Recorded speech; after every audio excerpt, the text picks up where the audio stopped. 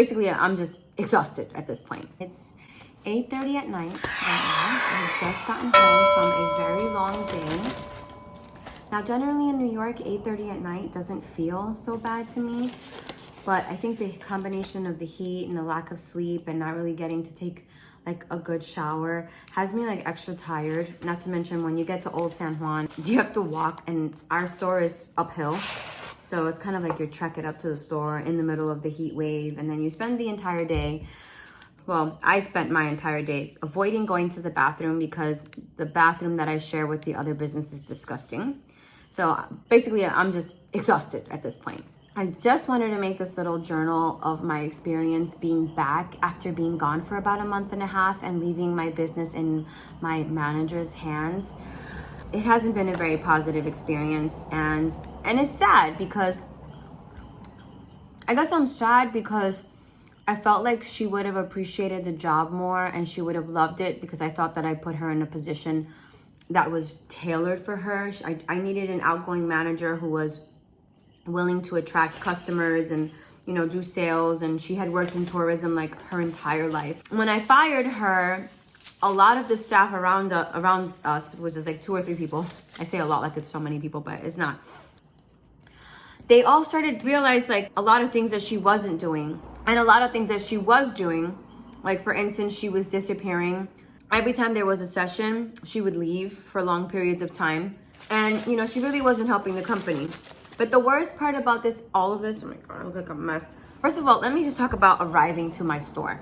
Okay, she never wore the shirt we bought her. We had like a black shirt with the logo for the company. And every single time I would see her in camera from New York, she never had it on.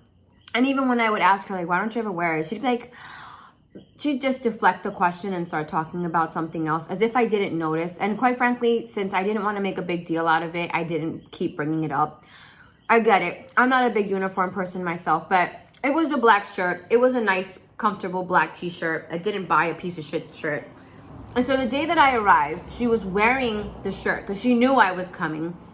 Then she was complaining about high blood pressure. So I'm just like, my husband and I are just like, you know what? This job isn't for her. For every little thing, she's going to get high blood pressure and need to go home and test her blood pressure.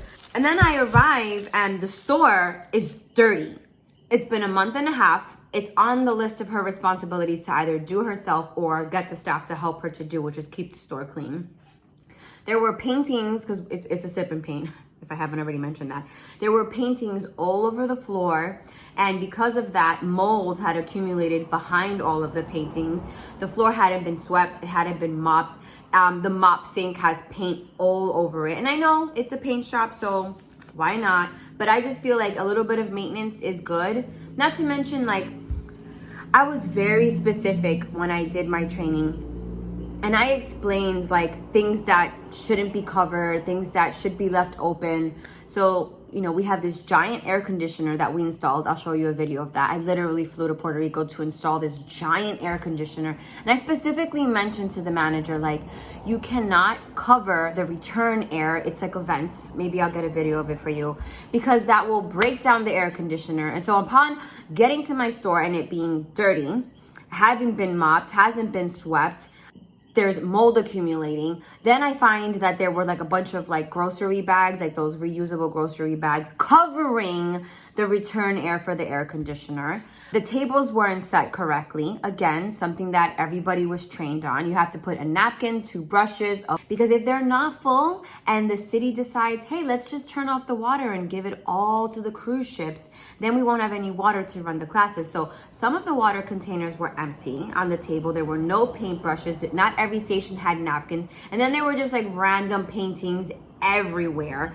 When you become a manager of a place, you don't generally have an assistant on day one. My manager was given an assistant on day one so that the list of tasks that she was given could be divided amongst her and the assistant. The reason why I ended up in Puerto Rico was because it was becoming very, very clear that there were a lot of things that weren't being done, and I was ready to fire the assistant, thinking that she wasn't doing her job and the manager was doing the other half of the job. But little by little, as I interviewed the assistant and I interviewed 2 other staff members, I realized what I was seeing in camera was exactly what was spilling over into everything else. The manager wasn't sending out emails. She wasn't helping us push new ideas that we were trying to get out to help us generate money. She was basically giving the assistant all of the work, who only works about 15 to 20 hours a week. And the assistant was so overwhelmed and ready to quit because she was basically being told to do more and more and more by me and the manager, that I almost lost the only employee that was actually doing the work. So here I am, I arrive in Puerto Rico. I'm thinking like, this is my only problem right now. I have to let go of the manager, which sucks because now I won't have like one person to talk to. I'll have to talk to everyone in addition to everything else that I do. And I was like, you know what? We're gonna deal with that. But now, you wanna know what else I'm dealing with? I'm dealing with the fact that the manager was talking so badly about me and my husband before we arrived. We're apparently colonizers. We are horrible bosses because we don't know how to be leaders. We're just bosses. I'm trying. I'm fucking trying. I've only been doing this for 2 fucking days. I'm sorry. I thought I hired you to be the leader and I was going to be the boss. I thought you were going to have some positive influence over the very same people that you live in a community with, and yet I'm the bad boss. Oh, and that I was a slave driver. Let's talk about me being a slave driver. I would call her at 10 o'clock in the morning just to do a check-in for the list of things that needed to get done. She would tell me, I'm going to be at work at 12. Okay, fine. Now she gets to work around 12, 1 o'clock. She works up until about 5, which turns out she wasn't really working. She was just sitting next to the assistant, slave driving the assistant. Oh, did I forget? She called me a slave driver. I forgot about that. She called me a slave driver, not to my face, but to other people. I'm not going to say who, but to other people she was calling me a slave driver. Meanwhile, she had the assistant doing all of the work. She wouldn't fill in whenever the assistant didn't finish the task that needed to get done. And she had the audacity to say that I was a slave driver. Again, if I hire you and you work for me, I give you a very detailed list of what your job criteria is going to be. So it wasn't a surprise what her responsibilities were supposed to be. And now I find out that she's going around probably telling other people that this is the kind of boss I am. I'm a slave driver. I'm a colonist. I'm Puerto Rican. Maybe I wasn't born here, but at least I'm trying to do something in an island where a lot of people aren't trying to do things. Now, I'm not saying that everybody in Puerto Rico doesn't work and bust their ass, because the people here that work and bust their ass are working extra harder than anybody who owns a business across the United States, okay? You want to get a car here? It's literally $5,000 more. You want to get a used car? It literally has at least 100,000 miles on it, and it still costs about $25,000 to buy the junkiest car in Puerto Rico. You want to get merchandise sent to you? Get ready, because everybody is going to stick their hands in your pocket and everybody's going to want something from it. And that's just the tip of the iceberg. Let's not talk about how you can't simply go to the corner of anywhere in Puerto Rico without being asked for money from the homeless, from the drug addicts, from the elderly who have unfortunately not been given some kind of retirement plan, because here in Puerto Rico, they don't give a f about that. So I just can't even keep on going about how hard the people who work here in Puerto Rico to try to make better lives for themselves actually experience harder work just because of all the extra bullshit that's being dished out to them. So I'm not trying to say that people don't work hard here. I'm just trying to say here that, how can I be a colonist? I grew up coming here in the summer. I love it here. I'm trying to do something that helps. I don't benefit in any way because I don't qualify for most of the tax benefits that are supposed to be helping the economy here, which, by the way, everybody's cheating and like screwing over the island anyway. And it's quite offensive that this is the perspective that she's painting of me. And I just needed to make this video to you guys as I try to build up this business that could help local artists, the large community of local artists here in Puerto Rico. And I'm really sorry and sad that this is the kind of person I hired. Because it's one thing to hire a shitty employee that just doesn't do their job and they leave and it's over. It's another thing to have someone that wants to basically paint you in a different picture than what you really are. I'm not saying I'm perfect, because I'm not perfect. My husband is not perfect. We're not the best at everything we do. I'm not God. Like shit.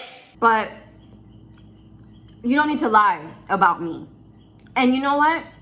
While you sit in your cute little apartment in Old San Juan, I had to drive 45 minutes, watch a car accident happen, be half asleep, only have eaten once today. I took a crappy shower. I didn't wash my hair for almost 5 days doing this. And I'll share a video with you guys so you can see what I had to do to wash my hair just so that I could get all the sweat out of my head, okay? All while you sit in your little apartment that your friends help you get, and basically you live off of everybody, and you had the audacity to go around talking shit about me and barely working for a salary that, by the way, was extremely competitive, in addition to getting health insurance day one when you started. So this is my experience here in Puerto Rico. And I want to keep sharing this with you guys because it is a beautiful experience, and I'm still loving it, even though this hiccup has happened, and I'm not going to let it kill me. But I just want people to know that opening a business in Puerto Rico is very challenging. And of course, this could have happened to me in New York. I could have hired someone that was a shitty manager and pretending to work. That could happen anywhere. I understand that. But it just hits me a little harder because I don't know, there is this camaraderie in Puerto Rico amongst people that it makes me feel worse about it. I really can't put my finger on it, but I want to share this experience with you because I am to blame as well for it having gone for 30 days or a little bit more than 30 days. And it's because I thought I had developed a system for checking on the work that was happening here, but clearly my system was shitty. And so I am to blame for it as well.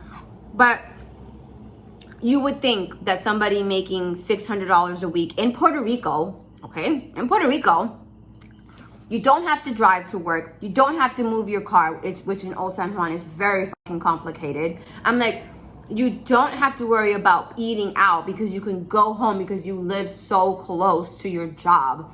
You'd think that this job would have been a mecca, a messiah for you. Or maybe I'm not even saying the right word, but it wasn't. So, what do we learn from this lesson today? Develop better systems for checking on your employees. Don't think that by paying premium dollars, you're really gonna get the best out of people.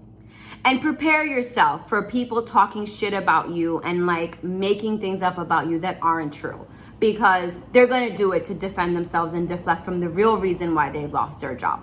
That's all I have to say for now.